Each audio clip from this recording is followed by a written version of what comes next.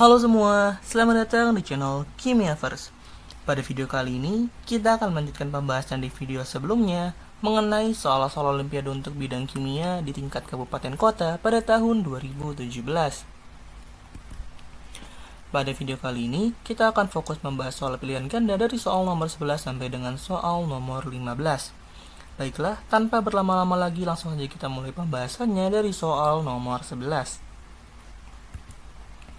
Di antara padatan berikut ini, yang memiliki interaksi antar molekul hanya melalui gaya van der Waals adalah materi ini merupakan materi gaya antar molekul yang dipelajari dalam bab ikatan kimia. Bagi yang mau mencoba menjawab soal ini, bisa di-pause lebih dahulu videonya, lalu lanjutkan lagi setelah selesai menjawab.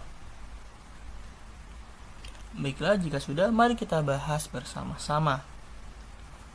Gaya van der Waals adalah salah satu gaya yang terjadi akibat interaksi antar molekul. Gaya van der Waals dapat terjadi pada senyawa dengan ikatan kovalen, baik itu kovalen polar maupun kovalen non-polar. Sehingga dari soal ini kita diminta untuk mencari senyawa yang memiliki ikatan kovalen. Mari kita bedah satu persatu dari tiap opsi. Untuk opsi A termasuk kovalen non-polar, di mana gaya antar molekul yang terjadi hanyalah gaya van der Waals saja, lebih tepatnya gaya London. Kemudian kita ke opsi yang B. Untuk opsi B atau senyawa SiO2 termasuk senyawa yang memiliki ikatan kovalen, tetapi padatannya membentuk kovalen raksasa yang interaksinya lebih kuat dibandingkan gaya van der Waals biasa, sehingga tidak dikategorikan senyawa yang hanya memiliki gaya van der Waals. Kemudian kita ke opsi yang C atau senyawa Cu. Senyawa Cu terbentuk dari ikatan logam sehingga opsi ini kurang tepat. Begitupun dengan opsi yang D atau senyawa MgO, di mana senyawa MgO terbentuk dari ikatan ionik. Terakhir, untuk opsi E, memiliki ikatan kovalen, tetapi senyawa ini juga memiliki ikatan hidrogen, sehingga tidak dikategorikan senyawa yang hanya memiliki gaya van der Waals saja. Dengan demikian, jawaban yang paling tepat untuk soal nomor 11 adalah opsi yang A atau senyawa CO2. Kemudian kita ke soal selanjutnya, yaitu soal nomor 12. Jika tekanan osmotik darah adalah 7,65 atm pada 37 derajat Celcius, maka massa dalam gram glukosa dengan massa molar 180,2 gram per mol yang dibutuhkan untuk membuat 1 liter larutan injeksi intravenus yang tekanan osmotiknya dibuat sama dengan tekanan osmotik darah adalah. Soal ini masuk dalam bab sifat koligatif larutan, yaitu tekanan osmotik. Bagi yang mau coba menjawab soal ini, silakan di-pause lebih dahulu videonya, lalu lanjutkan lagi setelah selesai menjawab. Baik, jika sudah, mari kita bahas bersama-sama untuk soal nomor 12. Rumus tekanan osmotik adalah molaritas dikali dengan R dan dikali dengan suhu, di mana molaritas dapat dipecah lagi menjadi massa dibagi MR dikali dengan 1000 per volume. Lalu karena diminta mencari massa, rumusnya menjadi massa sama dengan tekanan osmotik dikali dengan MR dikali dengan volume lalu dibagi dengan 1000, R dan juga suhu. Kemudian kita tuliskan informasi yang ada pada soal, yaitu ada tekanan osmotik, lalu suhu yang diubah menjadi satuan Kelvin, MR, lalu volume yang diubah menjadi mililiter dan juga nilai R. Kemudian kita masukkan angka-angkanya dan dilakukan perhitungan sehingga didapatkan massa glukosa adalah 54,23 gram. Dan jawaban yang paling mendekati dari opsi ini adalah opsi yang E, yaitu sebesar 56 gram. Kemudian kita ke soal selanjutnya, yaitu soal nomor 13. Larutan aseton dibuat dengan cara melarutkan 0,5 mol aseton dalam 1 mol etanol pada 25 derajat Celcius. Fraksi mol aseton dalam fasa uap di atas larutan tersebut adalah. Soal ini masuk dalam materi tekanan uap yang dipelajari pada bab sifat koligatif larutan. Untuk menjawab soal ini, kita perlu tahu terlebih dahulu fraksi mol aseton dan etanol sebelum dicampurkan. Bagi yang mau mencoba menjawab soal ini, silakan di-pause terlebih dahulu videonya, lalu lanjutkan lagi setelah selesai menjawab. Jika sudah, mari kita bahas bersama-sama untuk soal nomor 13. Untuk mencari fraksi mol, kita harus tahu terlebih dahulu mol total dari kedua senyawa tersebut, yaitu 1,5 mol. Kemudian kita bandingkan mol aseton dengan mol total dan didapatkan fraksi mol aseton, yaitu 1/3 mol. Lalu untuk fraksi mol etanol yaitu sebesar 2/3 mol dari perhitungan 1 dibagi 1,5. Lalu kita cari tekanan total larutan yaitu tekanan etanol ditambah dengan tekanan aseton. Setelah dilakukan perhitungan seperti pada layar, di mana tekanan standar etanol dikali dengan fraksi mol etanol, lalu ditambah dengan tekanan standar aseton dikali dengan fraksi mol aseton dan didapatkan nilai 154,86 dari perhitungan 39,86 ditambah dengan 115. Kemudian barulah kita bisa menentukan fraksi mol aseton dalam fase uap, yaitu tekanan aseton dibagi tekanan larutan, di mana 115 dibagi dengan 154,86 dan didapatkan nilai 0,74. Dengan demikian, jawaban yang paling tepat untuk soal nomor 13 adalah opsi yang E.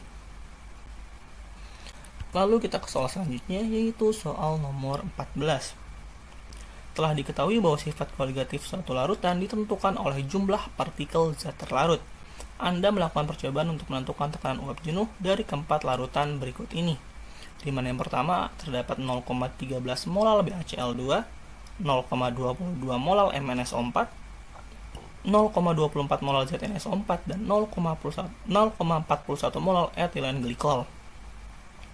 Berdasarkan berkurangnya tekanan uap larutan, maka urutan yang paling tepat adalah soal ini sama seperti soal nomor 13 yang masuk ke dalam materi tekanan uap yang dipelajari dalam bab sifat koligatif larutan. Bagi yang mau coba menjawab soal ini, silakan di-pause terlebih dahulu videonya, lalu lanjutkan lagi setelah selesai menjawab. Baiklah, jika sudah, mari kita bahas bersama-sama. Untuk menjawab soal ini, kita perlu mengetahui jumlah partikel zat terlarut masing-masing senyawa terlebih dahulu, khususnya senyawa elektrolit. Hal ini dikarenakan senyawa elektrolit akan memiliki jumlah partikel lebih banyak dibandingkan konsentrasi senyawanya akibat adanya proses ionisasi. Untuk senyawa A yaitu BaCl2 memiliki zat terlarut 0,13 dikali 3 karena terdapat 3 ion sehingga jumlah partikelnya sebesar 0,39. Lalu untuk zat terlarut B yaitu 0,22 dikali 2 karena terdapat 2 ion sehingga jumlah partikelnya menjadi 0,44. Lalu senyawa ZnSO4 atau zat C yaitu 0,24 dikali 2 karena terdapat 2 ion sehingga jumlah partikelnya menjadi 0,48. Terakhir, untuk senyawa etilen glikol sebesar tetap 0,41 karena tidak adanya ion-ion yang mengalami proses ionisasi. Semakin kecil partikel zat terlarut, maka tekanan uapnya semakin besar. Sehingga urutan tekanan uap dari yang terbesar ke yang terkecil adalah A, D, B, lalu yang terakhir C. Jawaban yang paling sesuai adalah opsi yang D. Kemudian kita ke soal selanjutnya atau soal terakhir pada video kali ini, yaitu soal nomor 15. Untuk reaksi fasa gas, 3H2 ditambah N2 menjadi 2NH3. Maka laju hilangnya H2 dibandingkan terhadap laju pembentukan NH3 adalah. Soal ini merupakan materi yang dipelajari dalam bab laju reaksi. Bagi yang mau mencoba menjawab soal ini, bisa di-pause terlebih dahulu videonya, lalu lanjutkan lagi setelah selesai menjawab. Baiklah, jika sudah, mari kita bahas bersama-sama untuk soal nomor 15. Cara simpel untuk menjawab soal ini, kita hanya perlu melihat koefisien senyawa yang dibandingkan. H2 memiliki koefisien 3, sedangkan NH3 memiliki koefisien 2, sehingga laju hilangnya H2 3/2 laju munculnya NH3. Tetapi, untuk yang memerlukan pembuktian, bisa disimak penjelasan berikut ini. Laju reaksi pada soal nomor 15 bisa didefinisikan sebagai laju berkurangnya 1/3 konsentrasi H2, atau laju berkurangnya konsentrasi N2, atau laju bertambahnya 1/2 konsentrasi NH3. Lalu kita bandingkan NH3 dengan H2, di mana karena yang ditanyakannya itu H2, dibandingkan dengan NH3, maka persamaannya harus diubah menjadi laju berkurangnya konsentrasi H2 sama dengan 3/2 laju pembentukan NH3. Karena angka 3 yang berasal dari penyebut H2 pindah ruas menjadi pembilang pada konsentrasi NH3. Sehingga jawaban yang paling tepat adalah opsi yang C, yaitu laju hilangnya H2 adalah 3/2 laju munculnya NH3. Nah, kira-kira dari 5 soal, teman-teman betul berapa nih? Untuk ya betul semua dari soal nomor 11 sampai nomor 15, selamat. Dan bagi yang masih belum benar atau yang belum tepat jawabannya, bisa disimak lagi pembahasan pada video ini. Mungkin sekian untuk video kali ini. Terima kasih bagi yang telah menonton, dan jika ada yang ingin didiskusikan, bisa diskusikan bersama di kolom komentar. Jangan lupa juga untuk melihat video lainnya terkait pembahasan OSK Kimia di tahun-tahun sebelumnya. Sampai jumpa di video selanjutnya. Terima kasih.